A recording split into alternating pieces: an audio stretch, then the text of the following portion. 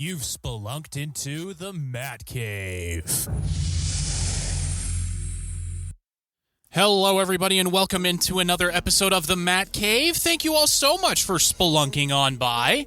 This week, well, I think the wheels have fallen off. I really do for Utah. I'll kind of go over my observations during the game and a little bit of what was said after the game, and none of it is good news. Sorry, but you should be getting used to that by now, Ute fans. After that, I'll talk about BYU and this shocking start to the season that nobody, myself included, saw coming. And absolutely nobody saw this coming. Nobody. Even if Kalani Sitake and his coaching staff said that they saw it coming, there's a little bit of a lie in there. There is. Just no way. I'll kind of go over what's been working well for BYU and what they still need to work on and why I still don't trust Jake Retzlaff to be the quarterback for the team. He's got a lot to prove to me still. Even after a 6-0 start, I'll go over that. After that, how about the Utah Hockey Club, huh? 3-0 to start their existence. The only undefeated team in NHL history. That'll be fun to say until they lose their first game, but I think, honestly, they are the most exciting team in hockey. I'll talk about why I think that and what's been working well for them and what they definitely need to work on moving forward as we get into the meat of the season for them. And then I'll kind of talk about a little bit of the Big 12 preseason power poll coaches ranking, whatever you want to call it, that they did. They polled the coaches within the conference, and I'll talk about where BYU and Utah land. Still not good news for you Ute fans. That's just kind of how it is. All right. So as always, thank you for being here. Please rate, review, like, share, comment, subscribe, wherever it is, however you listen. Helps me out a ton, and you've been awesome thus far. Just keep it rolling. And then on the socials, it is at the Matt Cave Pod on X, and then it is also the Matt Cave Podcast on Facebook.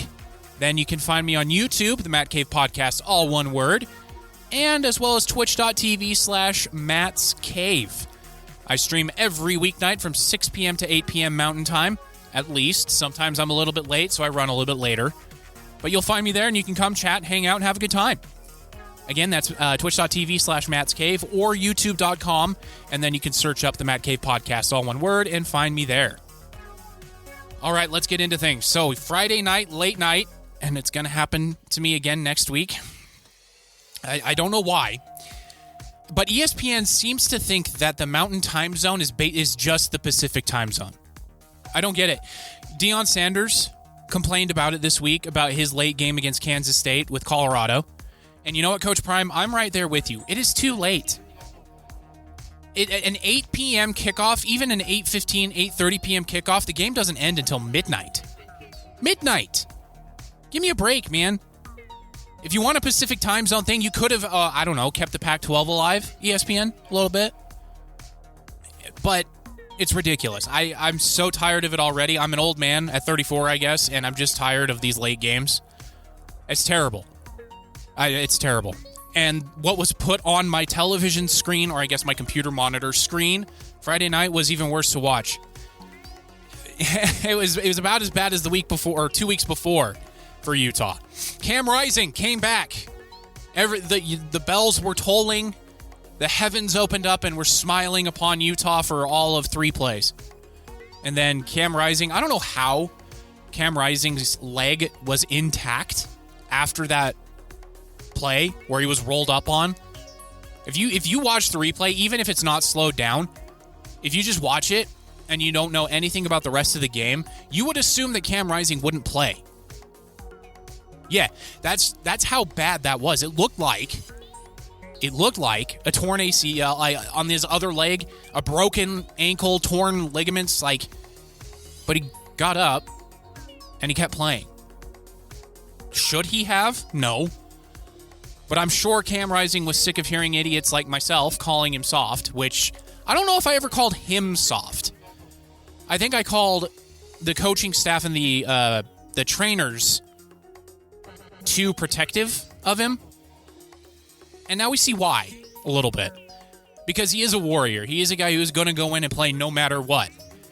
And on the 1 or 2 pass plays before he got rolled up on, he still didn't look right. He was cupping and holding the ball from underneath it and kind of lofting it. There was no, as Heisman winner Andre Ware, who was on the call for ESPN, said there was no zip on the ball. And that's true. And he said that after the ankle injury or leg injury, whatever you want to call it. Kyle Whittingham's never going to tell us what it actually is because, well, he's old school and I'm tired of it. But there was no zip on it. He was lofting it. He couldn't plant his plant leg and drive. And so the balls were lofted. They were short. And it just did not look good. It didn't look good. At least with Isaac Wilson, there was zip on the ball. You didn't know where it was going to end up, but you knew there was zip on it. And the rest of the team suffered. And I saw an interesting tweet. I cannot remember who it was, or an X-post, whatever they call it now, where it said BYU is built around the team where Utah is built around a player. And that's true, no matter how you slice it. The last 2 or 3 years, Utah has been built around Cam Rising, which 3 years ago, that was the right call. Won the Pac-12, got to the Rose Bowl. That was the right call. But they didn't have a fallback plan. And now they didn't know how bad the knee injury was. And if they did know, they didn't let anybody know. But when you build your team around a player and that player goes down, what do you have left? What you have left is this Utah team. And the same kind of goes for the defense. They are built around the pass rush. Well, if you're not leading in games, that pass rush does you no good because you're just going to get run over by a guy who had no scholarship offers, Cam Scadaboo, who looks like he's the second incarnation of Mark Ingram. Running over people, looking like a Heisman candidate against Utah. And the defense is really missing Karene Reed in the linebacker spot. But on these read plays, their ends do not contain. They dive straight in to the running back. And if they get a free rush off the edge, they don't keep contained. And what I mean by that is when you're free off of the edge, off of either tackle, Utah has a tendency to go straight at the quarterback and lose the angle. And so the quarterback, Noah Fafita did it, Sam Levitt did it, they spin out, and then they have all of this space. And so your guy dives straight in, the quarterback goes, all right, I'll just spin out and go around you and scramble drill. I would say 7 times out of 10, the offense wins the scramble drill. And that's what's happened to Utah the past 2 weeks. Noah Fafita tore them apart on unscheduled plays. Sam Levitt did the same thing on unscheduled plays. And then after Sam Levitt got hurt, on a completely clean hit, by the way, that was clean. There was nothing dirty about it. Cam Scadaboo took advantage of Utah. And I wrote this down in my notes that I was taking during the game before. I got 2 vaccinations on Friday morning. I got the flu shot and the COVID vaccine. And by the end of the Utah game, I was done. I was out. So my notes got less and less as the game went on. And then yesterday, which was Saturday, I was still out of it a lot. So I didn't really take notes on the BYU game, but I do remember a lot. And hopefully it was reality that I remember. But what the note I took is that the Utes D looks like it wants its reputation to play for it instead of playing up to their reputation. Teo Johnson is a perfect example of this. He doesn't wrap up, which is not Utah football. As far back as I can remember, Utah football, even when I hated it, when I thought it was the Antichrist, had fundamentals. They wrapped up. Every single tackler wrapped up. They didn't do a collision where they just hoped the other guy would fall over. Teo Johnson had about 3 or 4 huge hits where if he wrapped up on the huge hit, there could have been a fumble. There could have been something going on there. The guy would have gone backwards. But instead, he just kind of launched his shoulder into the offensive player, and the offensive player just bounced off him and ran around him. You got to wrap up, and that is missing from this Utah defense, and Kyle Whittingham has said it himself. We got to make tackles. He said it in the in-game interview. We need to tackle. That's simple. That's something that I would assume a Kyle Whittingham and Morgan Scalley defense would have down pat. They have for as long as I can remember. But this year, all of a sudden, they can't do the simple things. And Andy Ludwig, what's going on with him? What are these play calls that he's making? Your quarterback is struggling. Everybody on planet Earth can see that with a lower leg injury. Let's forget about the hand for a second, a lower leg injury. Everybody knows that means he can't throw the ball down the field. What are these 10 to 15-yard routes that I'm seeing? Where are the short crossers? Where are the swift in routes where you just get it out of Cam Rising's hands into the receiver's hands and let the receiver do the work? What is this play action, long forming play where it's like 2 to 3 seconds that the receiver needs to get to make his route happen? And Cam Rising is a sitting duck. Everybody knew it. He can't move. So where's the play action that for the quick hitters? Where's that? Where's the screen plays? Like, the play calling is very suspect. And Kyle Whittingham, when you're in his good graces, that guy will take a bullet for you. And that's what he's doing right now in the media. He's not throwing anybody under the bus.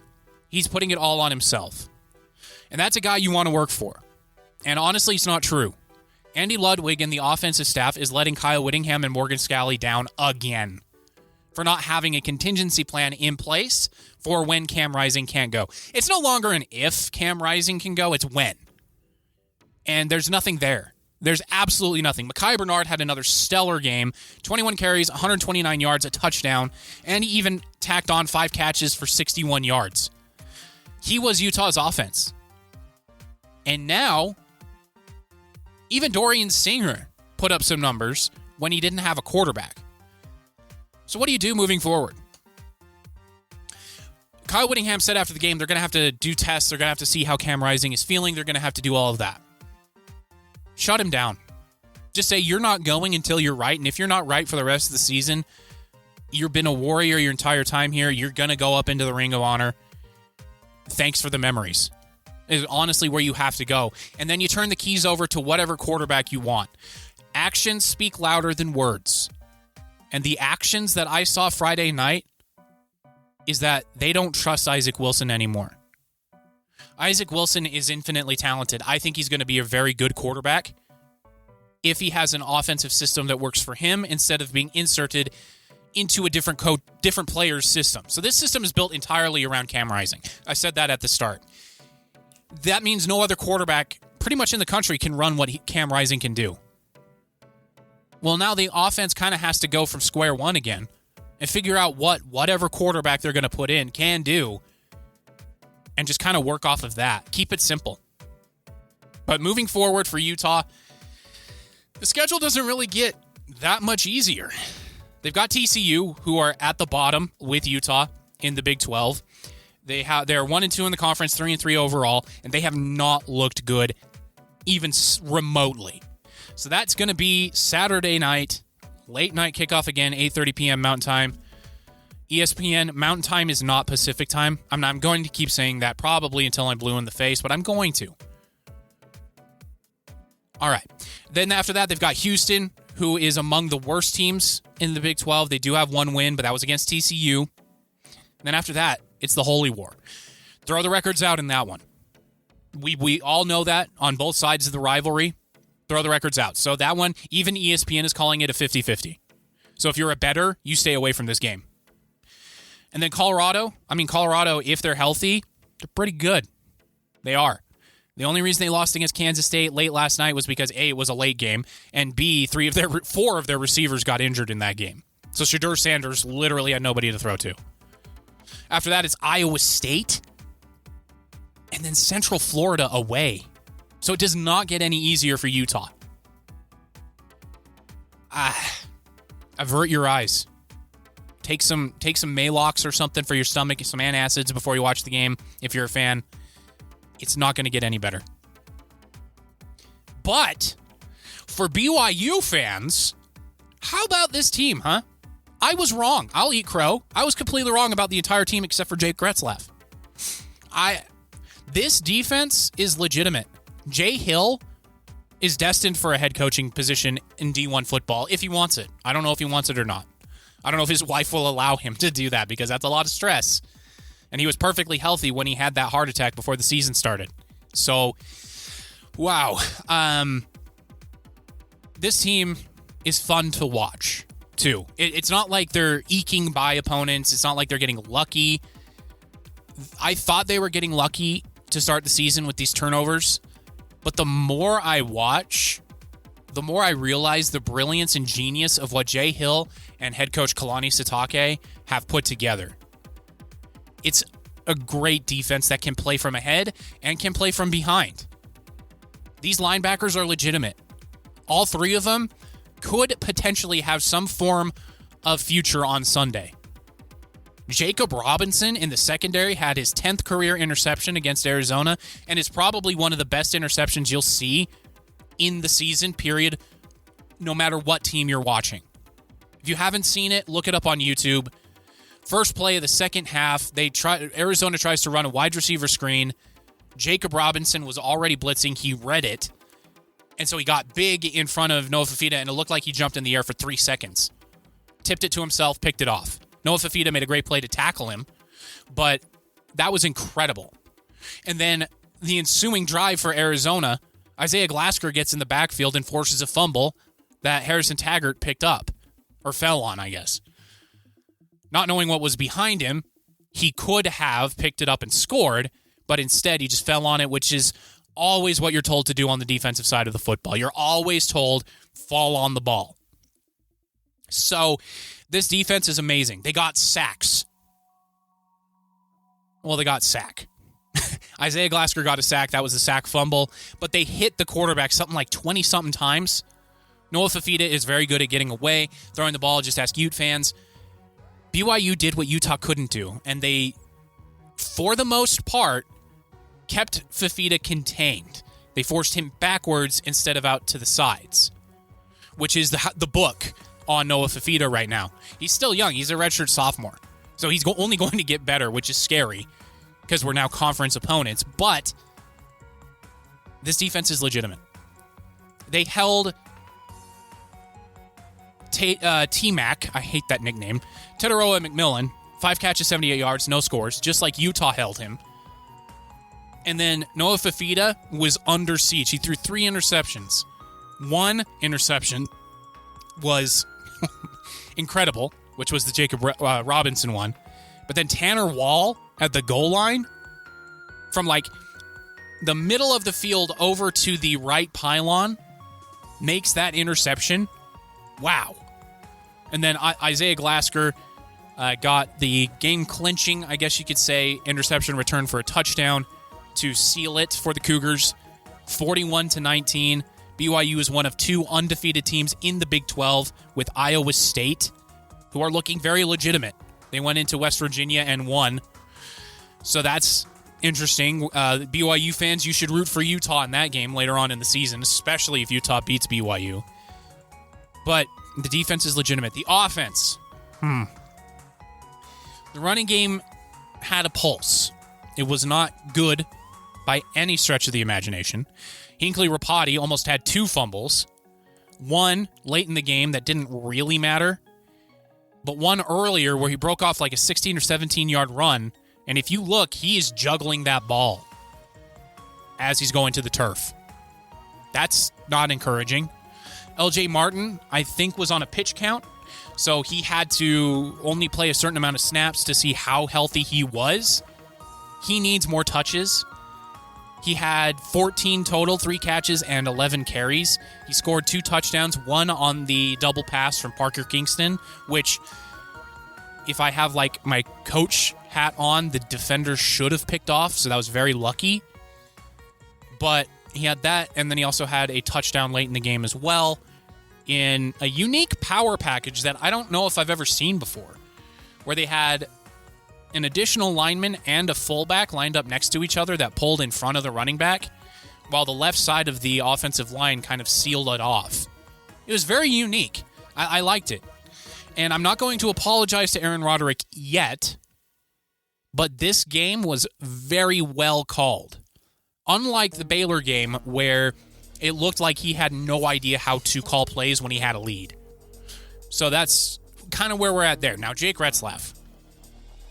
Stat line, still unimpressive to me. 18 of 32, 218 yards, 2 touchdowns. Now, no interceptions and no fumbles. Those are the 2 key numbers I want to make sure everybody knows. He has grown a lot. So don't get me wrong, I see it. I still don't think he's as good as pretty much everyone thinks he is. As an example, that first drive on that 4th down, 4th and goal from like the 4, he had a wide open Darius Lassiter right in front of him. And he tried to force the ball behind him to Keelan Marion at the back of the end zone. What are you doing? Why are you locked in like that? You've got basically 3 options, a short, medium, and long option that you're rolling with to that side of the end zone. Throw it short. Darius Lassiter was wide open. He was even clapping his hands. That's how open he was. And he just missed him. And then he overthrew 3 guys. One was off of the guy's shoulder, which honestly should have been intercepted. I don't know how it wasn't. Number 22 for BYU. It bounced off his shoulder pad over his head, and the defender should have grabbed it. Why are you throwing a bullet to a guy who's hardly ever on the field? He's hardly ever on the field. I don't even know the guy's name, just number 22. Why are you throwing a bullet there? He's not on the field. Get it to him. Just don't throw a bullet. Then the same thing can be said to Darius Lassiter in the red zone, where the broadcast called it a drop. I call it an overthrow.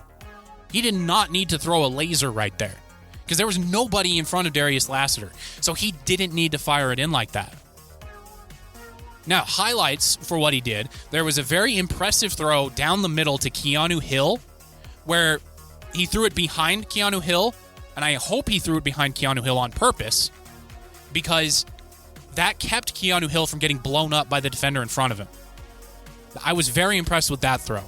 That's a throw that very easily could be called a hospital pass, but he made it so that Keanu Hill had to turn behind him, which turned him away from the defender, and he could fall forward for a couple extra yards. That was a very good throw.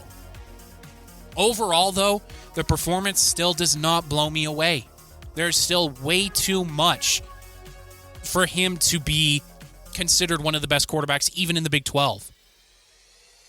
So, while he has come a very long way from last year, he still has a very long way to go for me to consider him even a good BYU quarterback.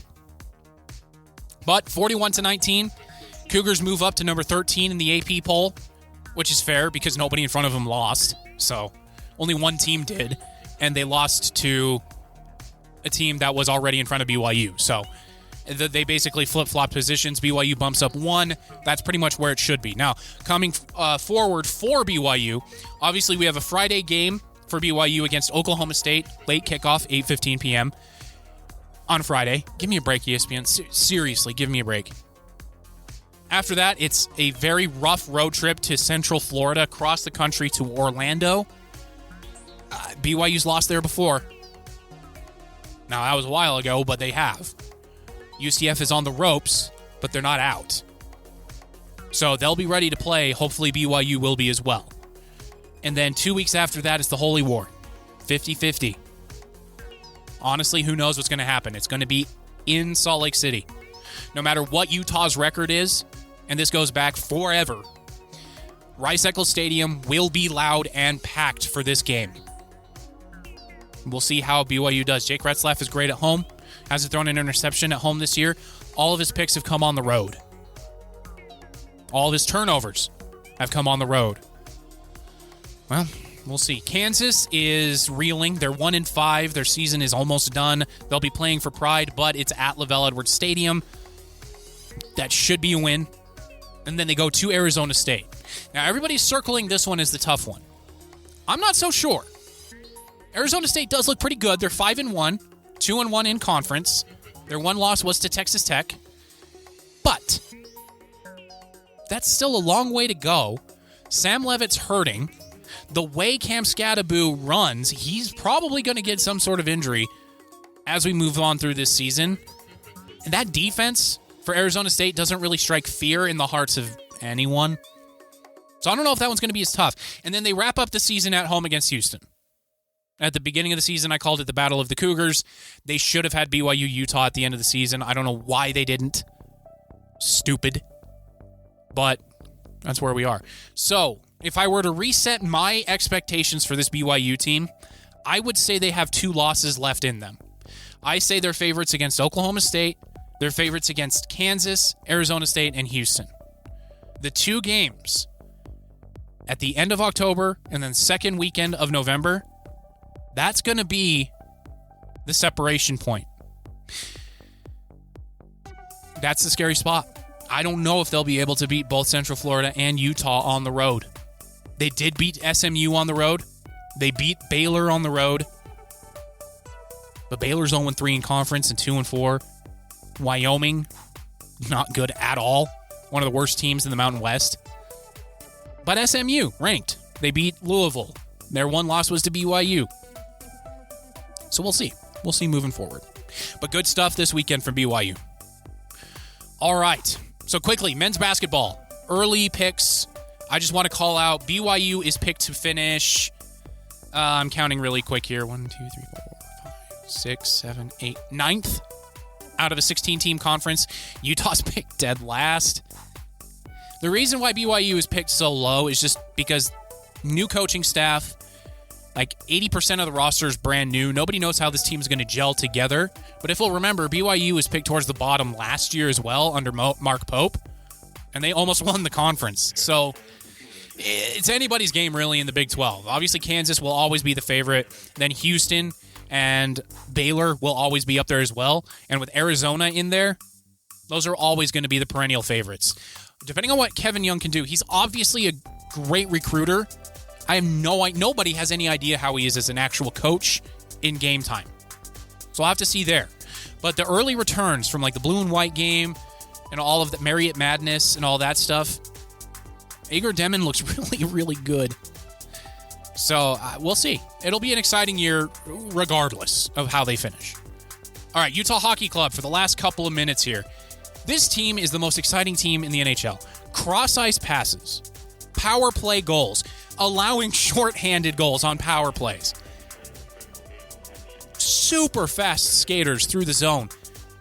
The odd man rush they can get out of nothing is incredible. These guys are fast. They've got defensive problems, but they have two of their main guys out. Once John Marino and Bjugstad get back, we'll see how good this team can actually be, because that's the glaring hole for this team. I also love that they went toe-to-toe with the New York Rangers. They were the President's Cup trophy winners, which is the team that finishes with the most points at the end of the regular season. They went toe-to-toe to them, and they won, and they fought with them, too. Now, they lost the fights. They lost both of them, but they fought. They weren't going to get pushed around.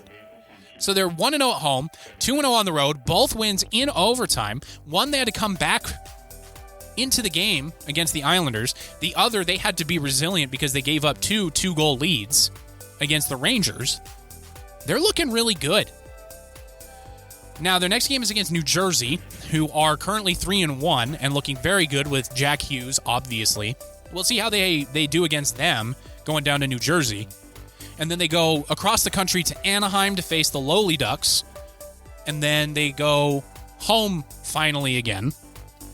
So it'll be interesting. If you haven't watched this team, watch this team. It is so much fun. Young talent across the board.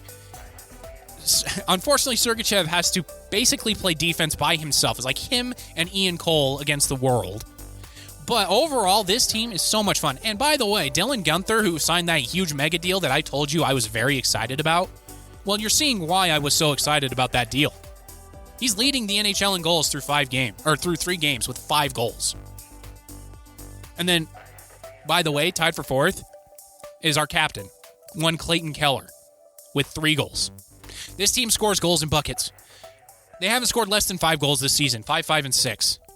So please watch this team if you haven't yet. Find out a way to get your eyes on them, whether it's Smith Entertainment Group Plus, the streaming service for both the Utah Jazz and the Utah Hockey Club. I hope they can strike a deal with Real Salt Lake as well, because if they can, I'm definitely going to subscribe. But just figure it out. This team is so much fun. If you have to go to a sports bar or whatever, this is fun hockey. And so long as these guys can stay healthy, they're going to remain aggressive. And it's going to be a fun season. All right, that's the show this week, everybody. Thank you all so much for listening. As always, rate, review, like, subscribe, wherever it is, however you're listening. Please do so. And I will see you all next week when we spelunk back into the Mad Cave.